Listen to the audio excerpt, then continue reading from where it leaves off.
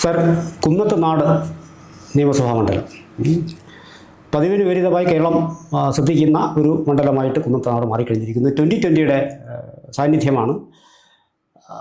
കൂടാതെ മറ്റ് ചില രാഷ്ട്രീയമായ ചില മാറ്റങ്ങളും കുന്നത്തുനാടിനെ കൂടുതൽ ശ്രദ്ധാകേന്ദ്രമാക്കുന്നു. ഒരു രാഷ്ട്രീയമായി ഇപ്പോൾ അതിൻ്റെ പ്രസക്തി എന്താണെന്നൊന്ന് വിശദമാക്കി തുടങ്ങാം. സാർ, ഈ കുന്നത്തുനാട് എന്ന് പറയുന്ന കോൺസ്റ്റിറ്റ്യുവൻസി ടി എച്ച് മുസ്തഫ കേരളത്തിലെ രാഷ്ട്രീയത്തിൽ വിവാദ പുരുഷനാണ്. ഒരു പി.സി. ജോർജ് മോഡൽ ആളാണല്ലോ. അതെ. അപ്പോൾ അദ്ദേഹം കാണാനും അങ്ങനെ കാണാനും അത് തന്നെ. അദ്ദേഹം 4 തവണ അവിടെ MLA ആയി തിരഞ്ഞെടുക്കപ്പെട്ട ആളാണ് ടി എച്ച് മുസ്തഫ. 1996 മത്സരിക്കുമ്പോൾ അദ്ദേഹത്തിന് MP വർഗീസ് എന്ന് പറയുന്ന CPM സ്ഥാനാർത്ഥി, LDF സ്ഥാനാർത്ഥിയാണ് പരാജയപ്പെടുത്തിയത്.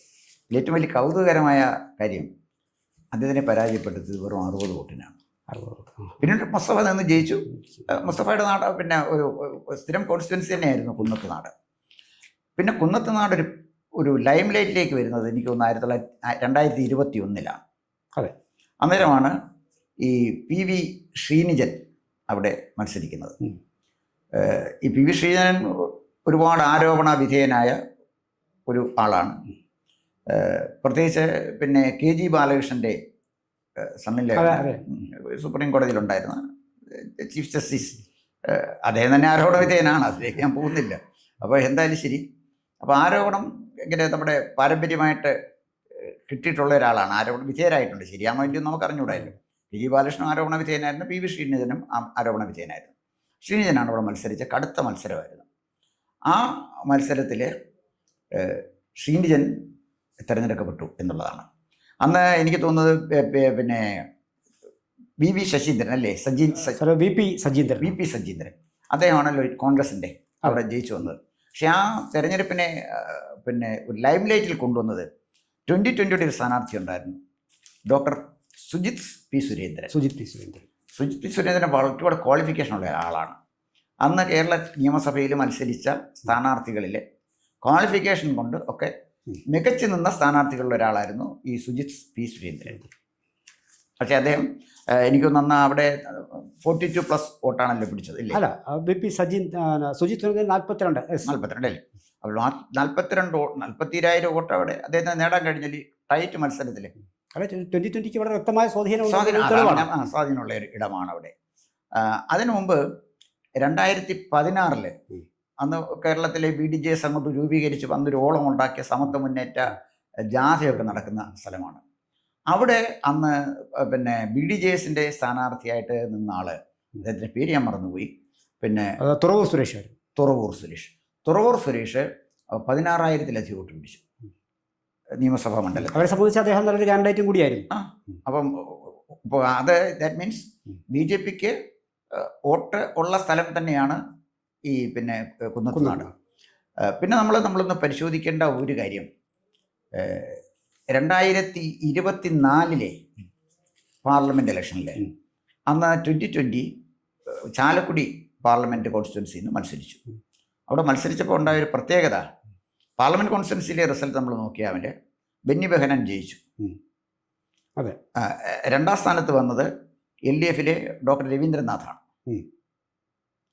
3ാം സ്ഥാനത്ത് വന്നത് BJPയിലെ പിന്നെ സ്ഥാനാർത്ഥിയാണ്. BJPയുടെ സ്ഥാനാർത്ഥിയുടെ പേര് ചാർലി പോൾ എന്ന് പറയുന്നൊരു ആള് അന്ന് 3ാം സ്ഥാനത്ത് വന്നിരുന്നു. ചാർലി പോൾ എന്ന് പറയുന്നത് 46,000 വോട്ടാണ് ഈ മണ്ഡലത്തിൽ പിടിച്ചിരിക്കുന്നത്. എവിടെ? കുന്നത്തുനാട്. അദ്ദേഹം പാർട്ടിയുടെ ആയിരുന്നു. ചാർലി പോൾ BDJS ആയിരുന്നു.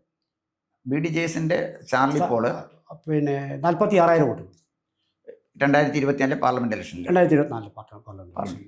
പിന്നെ എന്ന് പറയുന്നത് രവീന്ദ്ര ആയിരുന്നു, പഴയ മന്ത്രിയായിരുന്നു. അദ്ദേഹം 39,000-ലധികം വോട്ട്. അപ്പോൾ അദ്ദേഹത്തിന് മുന്നേ കവച്ചു വെച്ച് വന്നല്ലോ. അതാണ് ഞാൻ പറഞ്ഞത്. അപ്പോൾ ദാറ്റ് മീൻസ് BJPക്ക് ഉറച്ച അടിത്തറയുള്ളൊരു മണ്ഡലമാണ് കുന്നത്തുനാട്.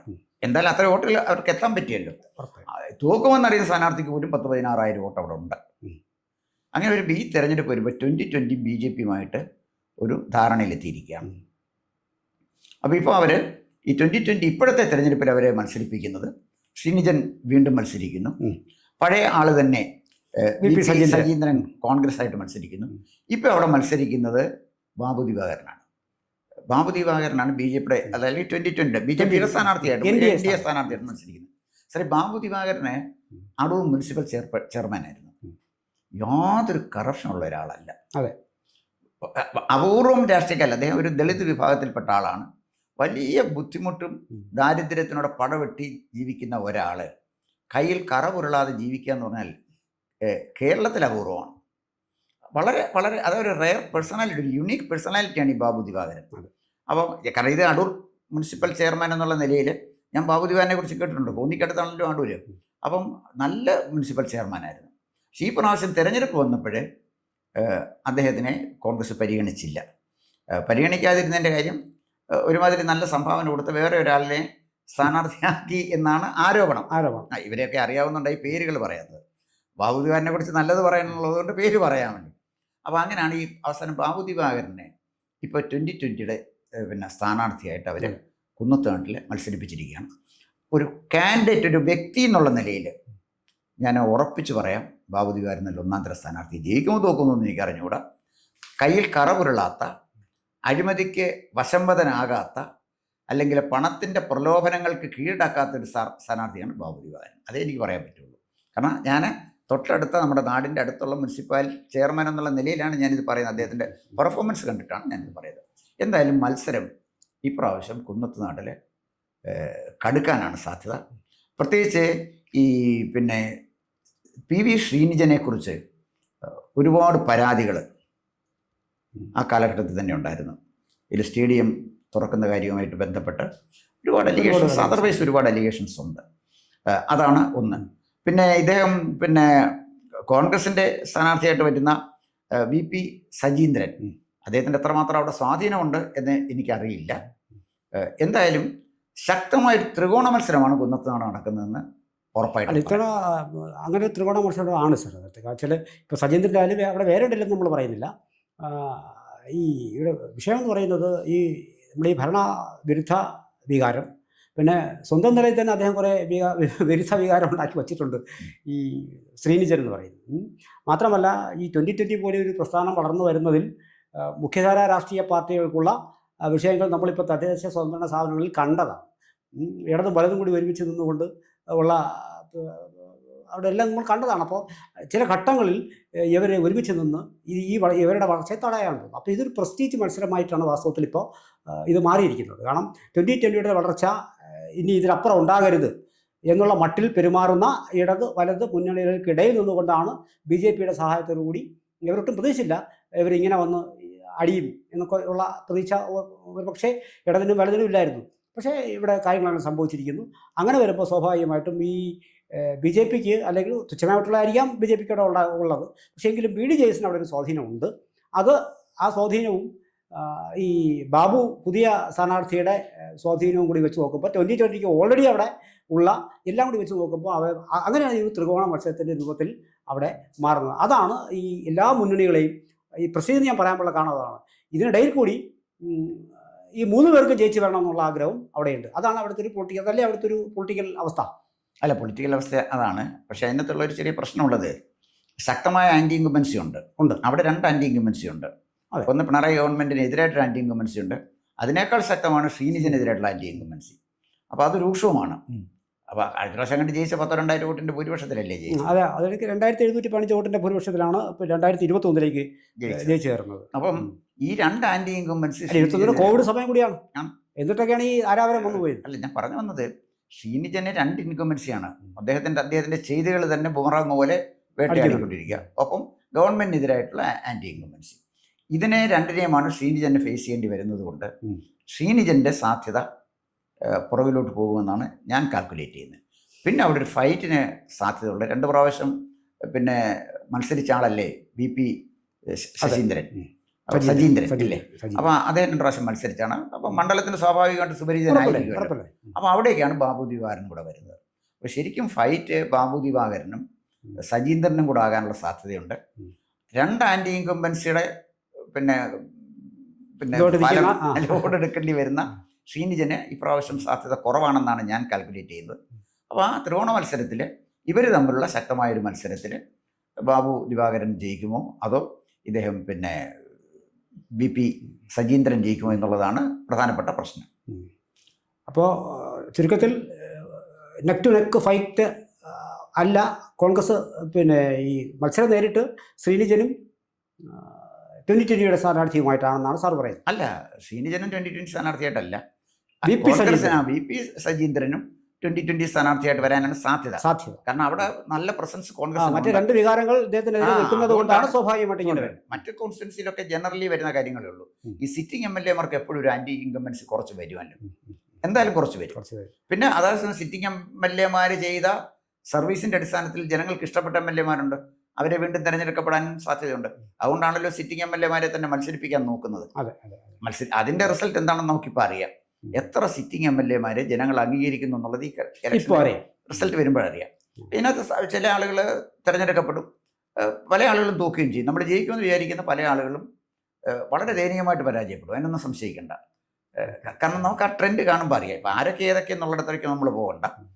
ഇതാണ് കുന്നത്താണ്ടിലെ സ്ഥിതി. മറ്റൊരു പ്രധാനപ്പെട്ട ഒരു കാര്യമുള്ളത്, ഈ വലിയ പെട്ടെന്നൊരു ഡിസിഷൻ പിന്നെ സാബു എടുത്തത്, പെട്ടെന്ന് BJP-യുമായിട്ട് അദ്ദേഹം ഒരു അലയൻസ് ഉണ്ടാക്കി. ഈ അലയൻസിനെ കൂടെ സാറെന്ന് നമ്മൾ പരിഗണിക്കണം. കാരണം NDA മുന്നണിയിൽ ശക്തമായൊരു ക്രൈസ്തവ പാർട്ടി ഇല്ല. ആ കുറവ് പരിഹരിക്കാനാണ് 2020 അങ്ങോട്ട് ചെല്ലുമ്പോൾ അതിന് കഴിയും എന്നുള്ളതാണ് ഒരു ഗുണം. പിന്നെ മധ്യ തിരുവിതാംകൂറിലെ പിറവം, എറണാകുളം, കോട്ടയം, പത്തനംതിട്ടയുടെ ചില ഭാഗങ്ങൾ, ഈ ഭാഗത്ത് യാക്കോബായ സഭയ്ക്ക് വലിയ സ്വാധീനമുണ്ട്. അപ്പോൾ യാക്കോബായ സഭയും ഓർത്തഡോക്സ് സഭയാണ് ശക്തമായ കേസ് നടക്കുകയാണ്. അതിനകത്തുള്ള പ്രത്യേകത, ഓർത്തഡോക്സ് സഭ തിരുമേനി വിചാരിച്ചാൽ എല്ലാ ആളുകളുടെയും ഒന്നും വോട്ട് അദ്ദേഹത്തിന് സമാഹരിക്കാൻ പറ്റുകയില്ല. അദ്ദേഹം തന്നെ വിവാദ പുരുഷനാണ്. ഒരുപാട് എതിർപ്പ് അദ്ദേഹത്തിന് അവിടെ ഉണ്ട്, മാത്യൂസ് തൃതീയന്. അതേസമയം യാക്കോബായ സഭയുടെ വോട്ട് കൺസോളിഡേറ്റഡ് ആണ്. അത് ആ സഭ തീരുമാനിക്കുന്നിടത്തേക്ക് കണ്ണുമടച്ചു പോകും. അപ്പോൾ എന്ന് പറഞ്ഞാൽ അവിടുത്തെ 2020 സ്ഥാനാർത്ഥിയുടെ സ്ഥിര നിക്ഷേപമാണ് ഞാൻ ഈ പറഞ്ഞ യാക്കോബായ സഭയുടെ വോട്ട്. പ്ലസ് BJP-യുടെ വോട്ട് കൂടി വന്നു കഴിയുമ്പോൾ നല്ലൊരു ഫൈറ്റ് കൊടുക്കാനുള്ള സ്പേസ് അവിടെ ഉണ്ട്. അതുമാത്രമല്ല, മധ്യ തിരുവിതാംകൂറിലെ യാക്കോബായക്കാരുള്ള പല മണ്ഡലങ്ങളിലും നമ്മൾ വിചാരിക്കുന്നതിനേക്കാൾ വലിയ മാറ്റങ്ങൾ റിസൾട്ട് വരുമ്പോൾ നമുക്കത് അനുഭവപ്പെടും. കാരണം വളരെ ബുദ്ധിപൂർവ്വമാണ് BJP കാര്യത്തിൽ നീങ്ങിയിരിക്കുന്നത്. കാരണം BJP-ക്ക് ഡിപ്പെൻഡബിൾ അല്ല ഈ ഓർത്തഡോക്സ് സഭ. ഓർത്തഡോക്സ് സഭയോടായിരുന്നു അവർക്ക് താല്പര്യം. കാരണം അവർ ഈ എക്സ്ട്രാ ടെറിട്ടോറിയൽ ലോയൽറ്റിക്ക് എതിരായിരുന്നല്ലോ. അത് വേറെ വിഷയമാണ്, ഞാൻ അതിലേക്ക് പോകുന്നില്ല. അപ്പം ഓർത്തഡോക്സ് സഭ മതമേലധ്യക്ഷൻ മാത്യൂസ് തൃതീയൻ എടുത്ത പൊളിറ്റിക്കൽ സ്റ്റാൻഡ് സഭയുടെ താല്പര്യത്തിന് വിരുദ്ധമാണ്. അദ്ദേഹത്തിൻ്റെ താല്പര്യത്തിന് ഗുണകരവും സഭയുടെ താല്പര്യത്തിന് വിരുദ്ധവുമാണ്. അത് കുറേ കഴിയുമ്പോൾ സഭ അത് ബോധ്യമാകും. ഇപ്പം ഞാൻ അതിനെക്കുറിച്ചൊന്നും പോകുന്നില്ല. യാക്കോബായ സഭയുടെ പൂർണ്ണമായ പിന്തുണ എന്തായാലും ശരി ഈ തെരഞ്ഞെടുപ്പിൽ അവിടുത്തെ 2020 സ്ഥാനാർത്ഥിയെ സഹായിക്കുമെന്ന് തന്നെയാണ് ഞാൻ വിശ്വസിക്കുന്നത്. അതുകൊണ്ട് ടൈറ്റ് നെക്ക് ടു നെക്കാവും. ആര് ജയിക്കും തോക്കും എന്നുള്ളതിലേക്ക് നമുക്ക് പോകാൻ പറ്റുകയില്ല. കാരണം നല്ല ഫൈറ്റാണ് അവിടെ നടക്കുന്നത്. ആയിക്കോട്ടെ സാർ. കൂടുതൽ വാർത്തകളും വിശേഷങ്ങളും നേരിട്ട് ലഭിക്കാൻ ജനങ്ങളിൽ നിന്ന് ജനങ്ങളിലേക്ക് ജനഭൂമി ന്യൂസ് സബ്സ്ക്രൈബ് ചെയ്യൂ. ബെൽ ബട്ടൺ അമർത്താനും മറക്കരുത്.